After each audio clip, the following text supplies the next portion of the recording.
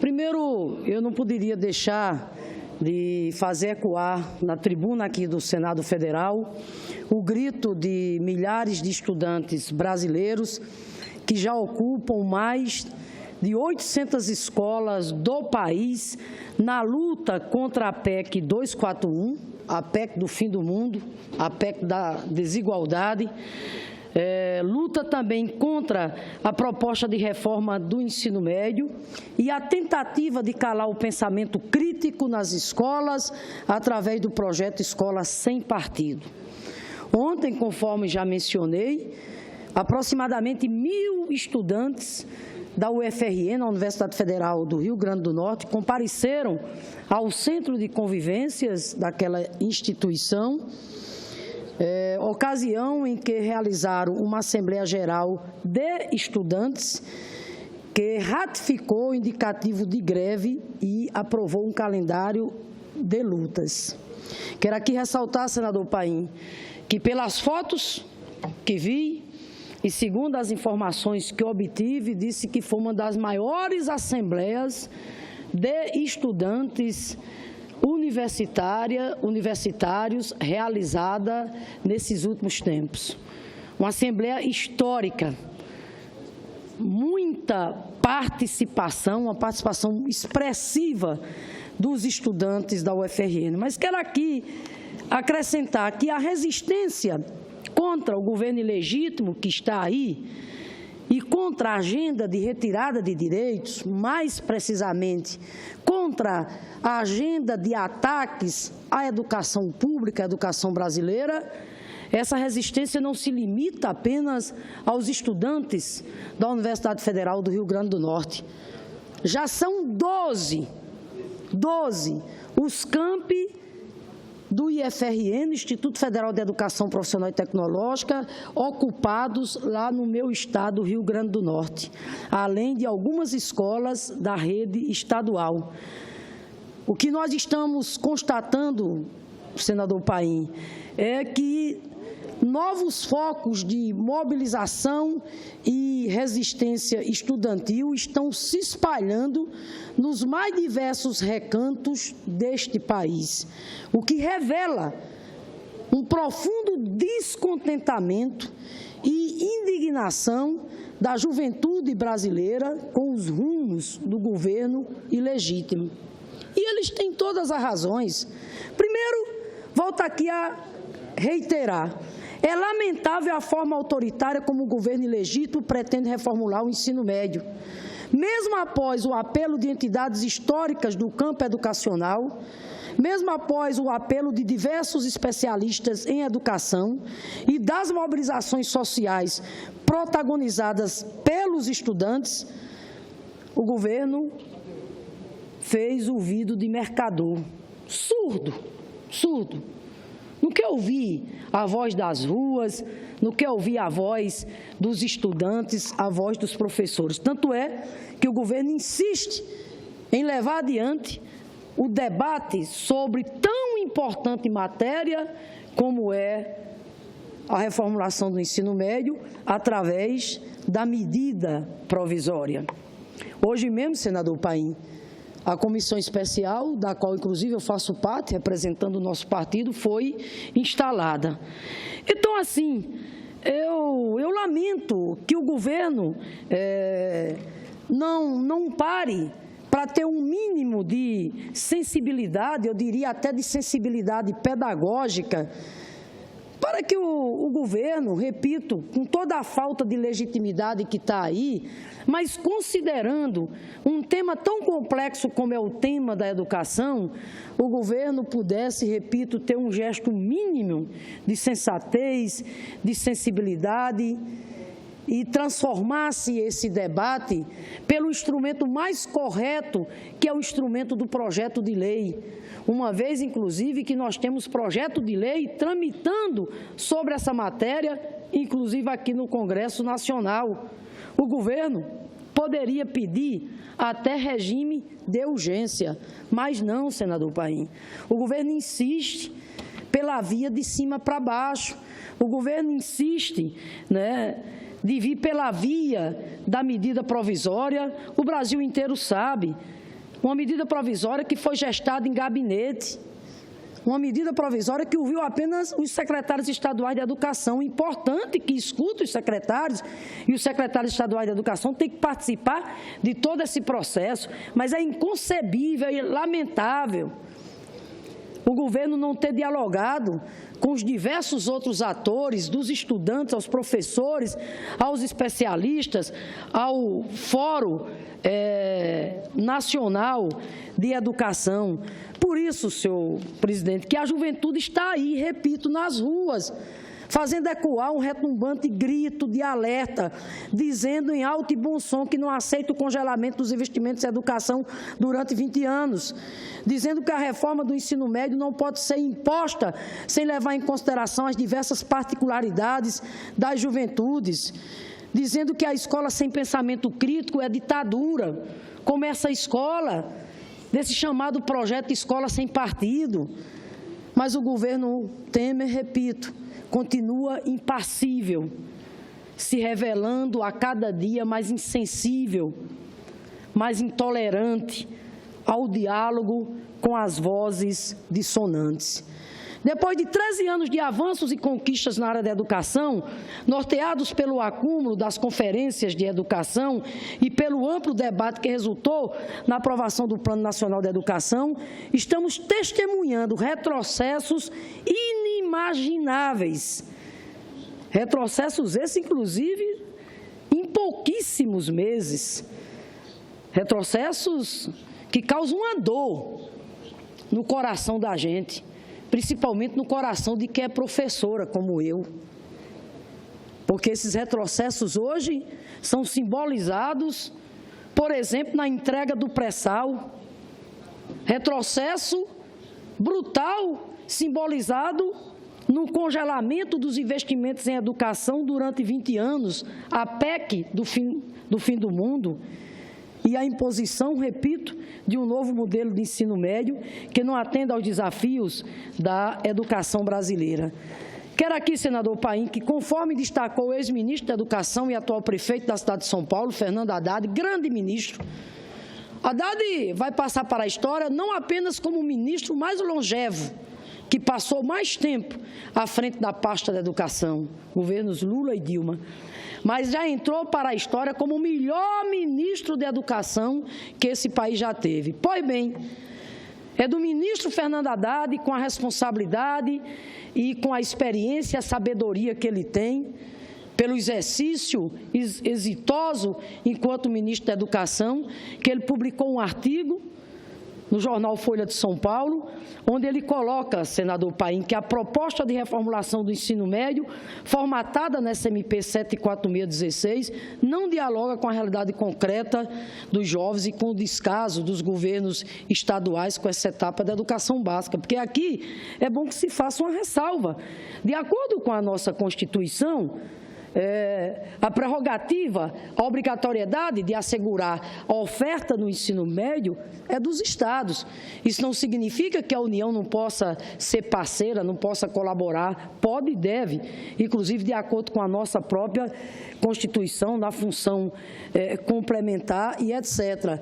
Mas, infelizmente, a obrigação do ensino médio é dos estados, que se revelaram ao longo do tempo, por uma série de dificuldades, se revelaram incapazes, na sua grande maioria, nós temos algumas exceções, mas se revelaram incapazes, infelizmente, de oferecer aos estudantes do ensino médio no nosso país uma rede de educação atrativa. Pois bem, voltando ao texto do ex-ministro Fernando Haddad, atual prefeito de São Paulo, ele diz: quem propõe uma carga horária mínima de 7 horas por dia desconhece completamente a realidade do ensino noturno.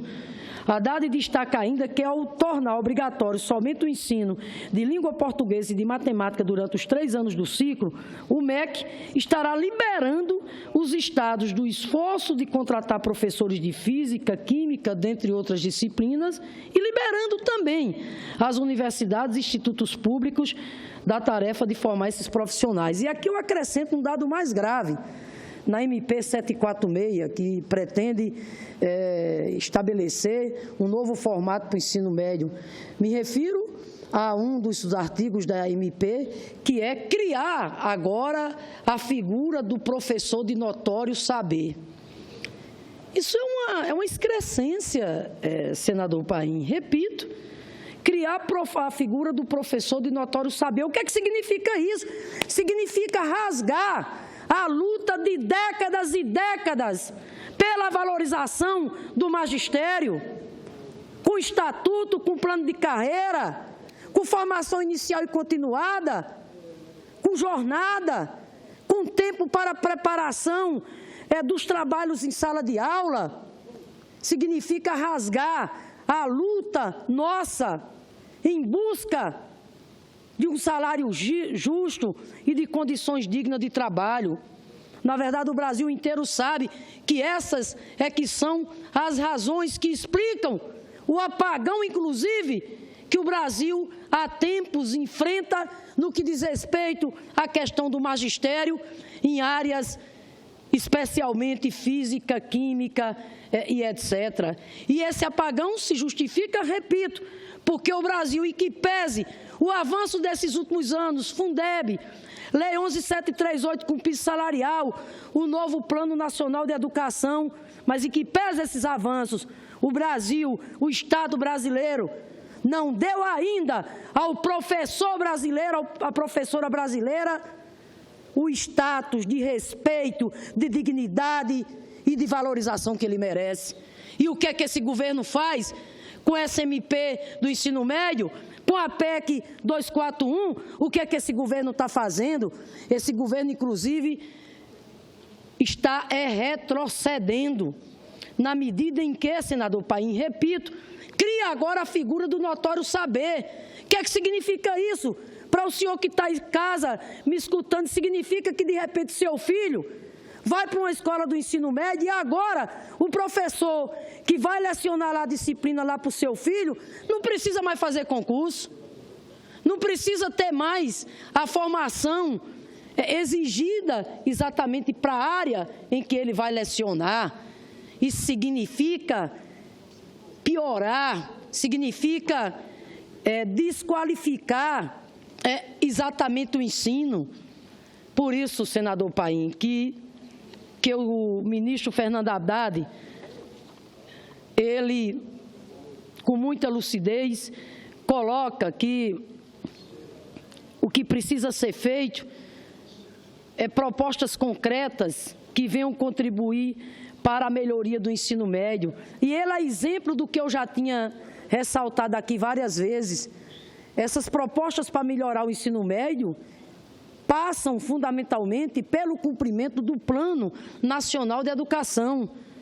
E o ministro Fernando Haddad destaca algumas, como a revisão da matriz do Enem em consonância com a Base Comum Nacional, a obrigatoriedade do Enem como componente curricular e sua adoção como métrica de qualidade, o apoio federal à reestruturação do ensino médio noturno e o fortalecimento do ensino médio federal.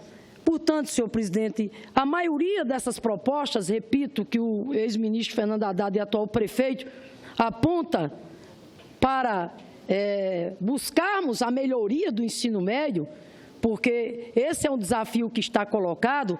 Eu quero aqui ressaltar que a maioria dessas propostas estão presentes nas estratégias do Plano Nacional de Educação, que é, sim, quem deveria nortear toda e qualquer proposta de reformulação do ensino médio. O governo ilegítimo, por exemplo, não consegue explicar como é que a meta 20 do PNE, que significa chegarmos em 2024 a garantir 10% do PIB em educação, como é que essa meta vai ser cumprida com a PEC 241, que quer controlar os gastos pelos próximos 20 anos? O governo também não explicou como pretende universalizar a oferta de educação em tempo integral no ensino médio, ao tempo em que tenta, volto a dizer, através da PEC, da desigualdade, durante 20 anos, acabar com a vinculação constitucional dos recursos destinados à educação. Por isso, senhor presidente, que essa MP do ensino médio, ela, infelizmente, não aponta na direção da gente fazer a reformulação que o ensino médio precisa, a mudança que o ensino médio precisa. Diga-se de passagem, uma das etapas mais importantes da educação básica, porque é uma espécie exatamente do que de transição, né, entre a infância e você se preparar para o vestibular, para o mercado de trabalho. Na verdade, a MP, tanto na forma como no seu conteúdo, ela está se apresentando muito mais como um engodo autoritário que tende a precarizar ainda mais o ensino médio. E digo mais, torná-lo, inclusive, mais permeável à privatização, ampliando mais ainda o abismo existente entre a educação dos filhos dos trabalhadores e a educação dos filhos das elites. Reformular o ensino médio é preciso, mas fazê-lo sem garantir o amplo debate e sem ouvir o apelo dos estudantes e das entidades históricas do campo educacional significa retroceder e agravar os problemas. Por isso que, há pouco tempo atrás, aqui nesta mesma tribuna, eu dizia que não tardaria a emergir na sociedade brasileira uma potente primavera de rebeldia e indignação como resposta aos retrocessos impostos pelo governo ilegítimo. Hoje, senador Paim, tenho convicção de que essa primavera já está brotando nas escolas, nos institutos federais, nas universidades, nas praças e avenidas do nosso país. Que o governo possa aprender essa lição. Nada deve ser construído pelo caminho, repito, de métodos autoritários, impositivos e restritivos.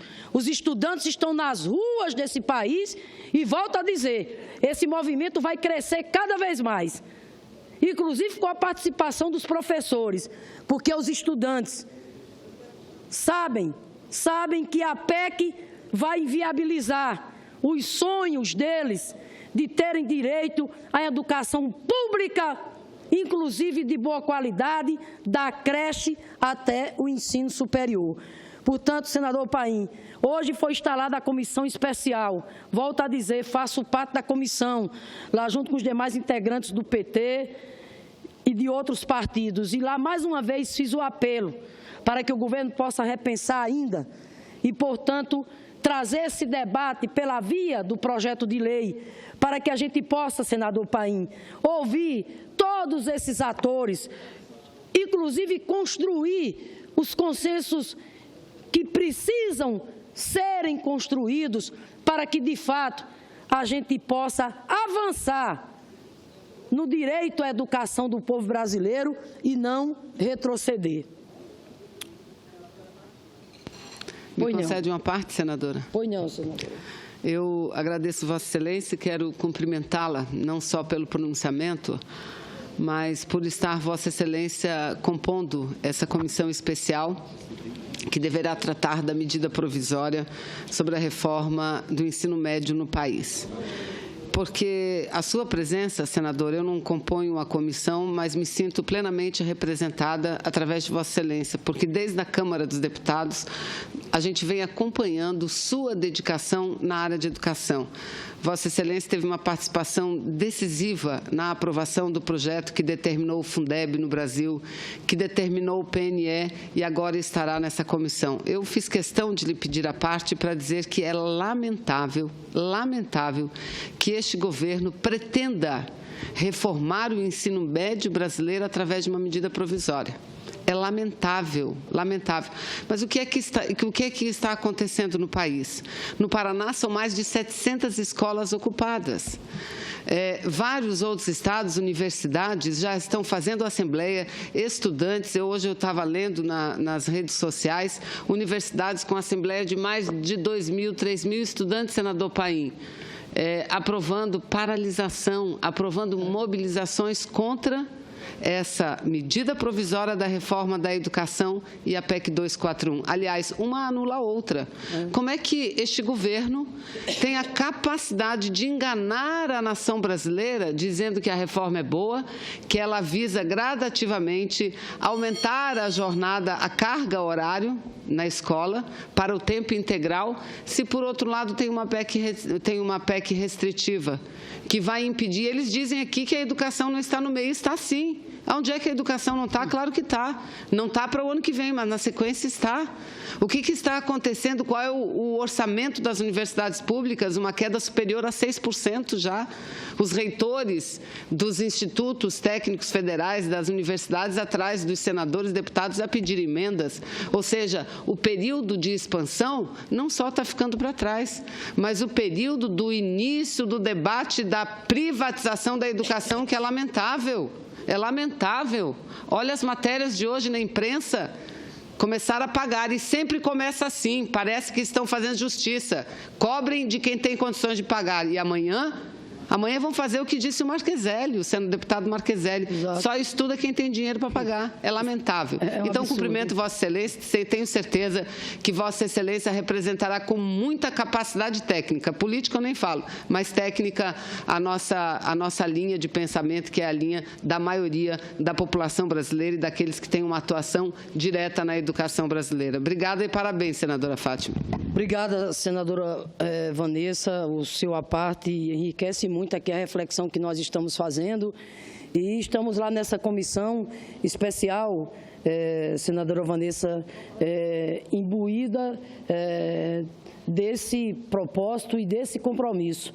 Levar para aquela comissão a mobilização social, o grito dos estudantes, dos professores, levar para aquela comissão especial a preocupação concreta que hoje está colocada no que diz respeito à agenda da educação, naquilo que ela está ameaçada pela PEC 241, pela reformulação desse ensino médio, via uma MP autoritária, etc., etc. Eu espero, senadora Vanessa, que nós consigamos fazer com que a sociedade acorde, porque os estudantes estão indo para as ruas e esse movimento vai crescer cada vez mais, vai se espalhar em todos os recantos desse país, não só as universidades, os institutos federais, mas vai chegar às escolas estaduais. Eu espero que essa mobilização democrática, essa resistência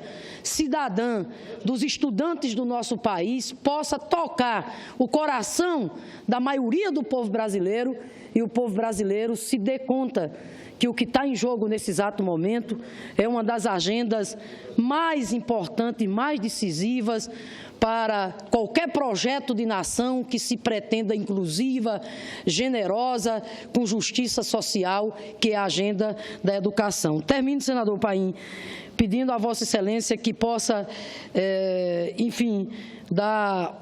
que possa inserir nos anais da nossa casa um artigo que publiquei na semana passada, alusivo ao Dia do Professor, senador Paim.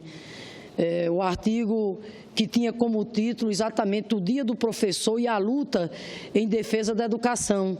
Publiquei esse artigo exatamente sexta-feira no Novo Jornal, que é um jornal de circulação lá do meu estado, onde eu assino uma coluna toda sexta-feira. Depois saiu publicado em outras colunas, 247, e nesse artigo, senador Paim, eu apenas coloco que esse 15 de outubro de 2016 não foi uma data, infelizmente, para comemorações, né? Foi uma data para a gente reafirmar mais ainda nossa indignação, nós professores, especialmente, repito, diante desses tempos sombrios que a gente está vivendo, com esses ataques à educação e, naturalmente, o professor, como PEC 241, como a escola sem partido, que quer calar o pensamento crítico, que quer calar aquilo que o professor tem de mais valioso, que é o seu mister, que é o seu ofício, que é a liberdade de expressão. Por fim, senador, quero também dizer que hoje a bancada do Rio Grande do Norte voltou a se reunir, vou concluir mesmo, nós definimos as emendas de bancada ao Orçamento Geral de 2017, o prazo era hoje, e quero dizer aqui que a proposta que nós defendemos foi acolhida no sentido de que tanto a UFESA, a UFRN e o IFRN vão ser contempladas com 3 emendas de bancada.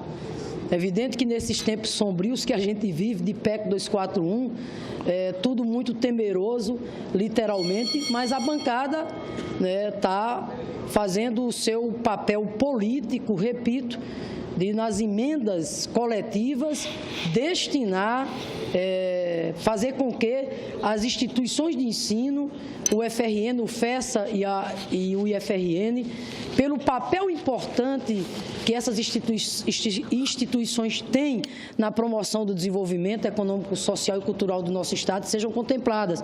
Também dizer que a UERN foi contemplada também através das nossas emendas individuais. E nós também, claro, nós consignamos hoje uma emenda lá para o viaduto da Maria Lacerda, mobilidade urbana, fundamental, lá para Grande Natal, bem como uma emenda para a barragem de Oiticica, infraestrutura hídrica para a região do Siridó, uma das obras mais importantes que se interliga com o complexo do São Francisco.